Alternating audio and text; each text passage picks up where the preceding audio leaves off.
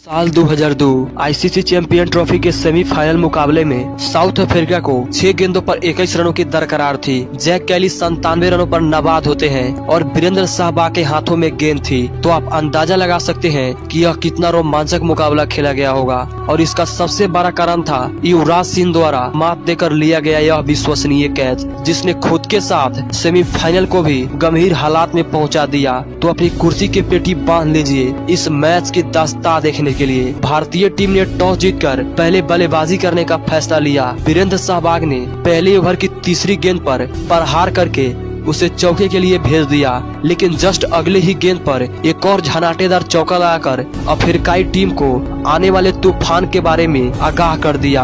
आज विस्फोटक सहवाग को रोकना किसी की बस की बात नहीं थी, क्योंकि पारी के शुरुआत से ही सहवाग का ऐसा विस्फोटक अंदाज देखने को मिल रहा था कि मानो सहवाग सेमीफाइनल को हारने के इरादे से मैदान पर आए हो। लगातार उनका बल्ला धमाका किए जा रहा था। सभी दर्शकों में जश्न का माहौल छाया था। उनके बल्ले से लगा हर एक शॉट चौके के लिए छाप छोड़ रहा था। अब उनके साथी गांगुली भी छठे ओवर में अपनी पारी का पहला चौका लगाया, लेकिन अगले ही गेंद पर हवाई फायर करने के चक्कर में बाउंड्री पर कैच थमा बैठे। अफ्रीकन खिलाड़ी इस विकेट के मिलने का जश्न तो मना रहे थे, लेकिन कहीं न कहीं उनके मन में भी ये मलाल था, क्योंकि अभी भी वीरेंद्र सहवाग विस्फोटक बल्लेबाज अभी भी क्रीज पर मौजूद था।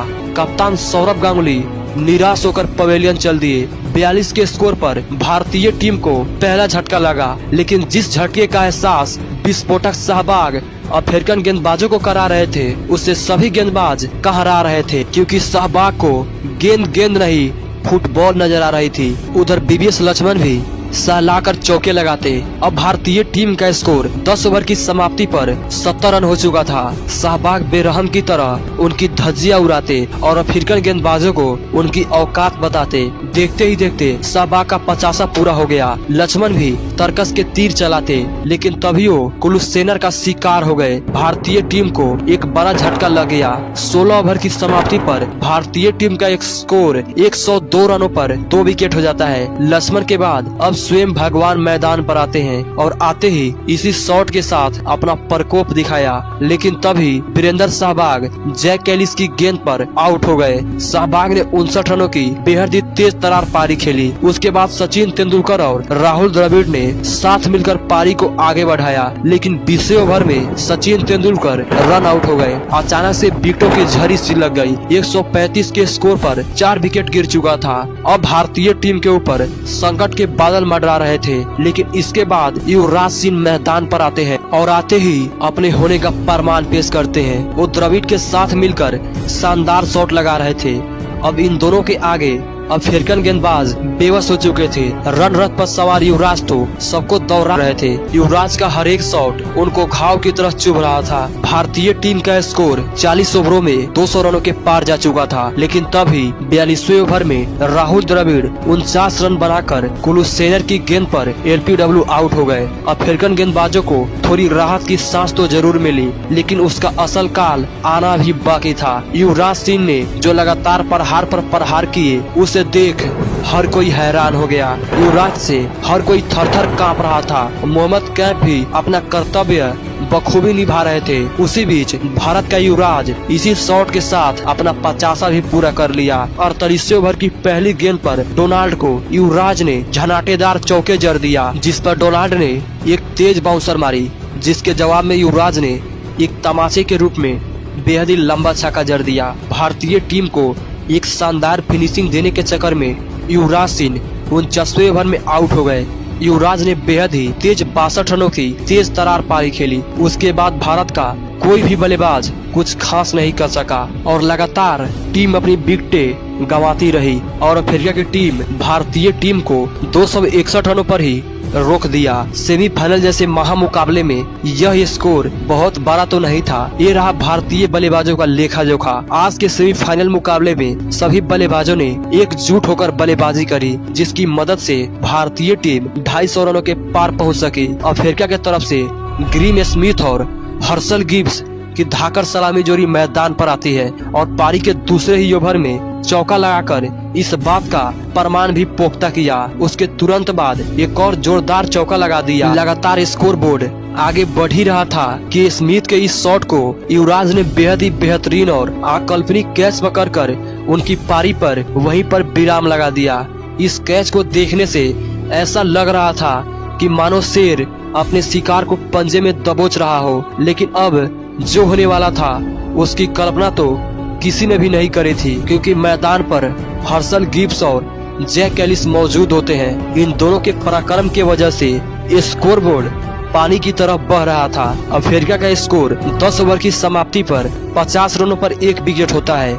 अनिल कुंबले को 12वें ओवर में 2 चौका लगा दिए। अभी पारी शुरू ही हुई थी कि गिब्स घमासान मचा रहे थे। कुंबले हो या हरभजन, आज ये दोनों ही बल्लेबाज सबकी फिरकी ले रहे थे।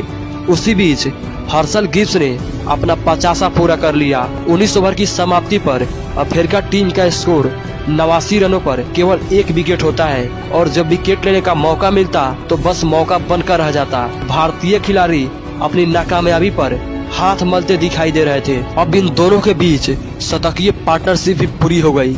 सामने कोई गेंदबाज हो उसके साथ वही हो रहा था जो अफ्रीकन बल्लेबाज चाहते। अब हर्षल गिब्स के साथ ही जैक कैलिस ने भी अपनी 50 को पूरा कर लिया, लेकिन सभी अफ्रीकन खिलाड़ी अब बहुत ही सहज नजर आ रहे थे क्योंकि उनकी टीम अब जीत के तरफ अग्रसर नजर आ रही थी। अब 28 ओवरों का खेल समाप्त हो चुका था।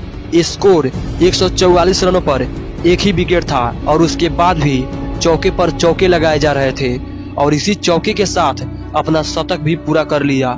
गिब्स और कैलिस की बेहतरीन बल्लेबाजी की वजह से भारतीय टीम इस मैच से पूरी तरह से बाहर हो चुकी थी, क्योंकि अब 108 गेंदों में मात्र 88 रनों की जरूरत होती है और हाथ में 9 विकेट बाकी था। हर भारतीय फैन से लेकर खिलाड़ी अपनी हार कबूल कर चुके थे, क्योंकि गिब्स अभी भी रुकने का नाम नहीं ले रहे थे। लेकिन युवराज सिंह के जज्बे ने वो कर दिखाया जिसकी उम्मीद किसी ने भी नहीं करी थी। गिब्स का एक बेहद ही खतरनाक कैच लपक कर इस विकेट के मिलते ही पूरा स्टेडियम जश्न मना रहा था, लेकिन युवराज अपने दर्द से कहरा रहे थे और एक कैच नहीं था, जान को जोखिम में डालकर खेला गया एक स्टंट था। अब अफ्रीका को 68 गेंदों पर 68 रनों की जरूरत होती है। तभी उसी ओवर में हरभजन ने एक और झटका दे दिया। इसके बाद लगातार भारतीय गेंदबाज अफ्रीका बल्लेबाजों पर दबाव बनाए रखा और एक वक्त पर अफ्रीका को 40 गेंदों पर 49 रनों की जरूरत होती है। तभी सहवाग ने भाउचर को युवराज के हाथों कैच करा। इस मैच को पूरी तरह से मोड़ दिया, क्योंकि लगातार रिक्वायर्ड रन रेट बढ़ता जा रहा था और अब आलम ऐसा आ गया कि साउथ अफ्रीका को जीत के लिए आखिरी ओवर में 21 रन की जरूरत होती है। वीरेंद्र सहवाग के हाथों में गेंद थी, उन्हीं के ऊपर सारा दामोदार टीका था। सामने एक सेट बल्लेबाज जैक कैलिस 91 रनों पर नाबाद खड़े होते हैं। भारतीय टीम के लिए हार और जीत के बीच जैक कैलिस खड़े थे और सहवाग की पहली गेंद पर कैलिस ने छक्का जड़ भारतीय फैंस की सांसें रोक दिया, क्योंकि अब 5 गेंदों पर 15 रन की जरूरत होती है। यह मैच बेहद ही रोमांचक मोड़ पर आ चुका था। इस छक्के ने सभी की उम्मीदों को चकनाचूर कर दिया था।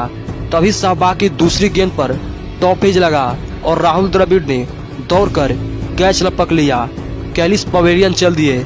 इसी के साथ पूरा स्टेडियम जश्न में डूब गया, मानो यह मैच जीत लिया हो, क्योंकि उसके बाद सहवाग ने दबाव बनाए रखा कि अफ्रीका को जीत के लिए 1 गेंदों पर 11 रन की जरूरत होती है। इस सेमीफाइनल मुकाबले को 10 रनों से जीतकर फाइनल में प्रवेश कर लेती है। सहवाग ने अपने गेंदबाजी के दौरान 5 ओवर फेंके, जिसमें 3 विकेट झटके और बल्लेबाजी के दौरान भी अर्धशतक लगाया।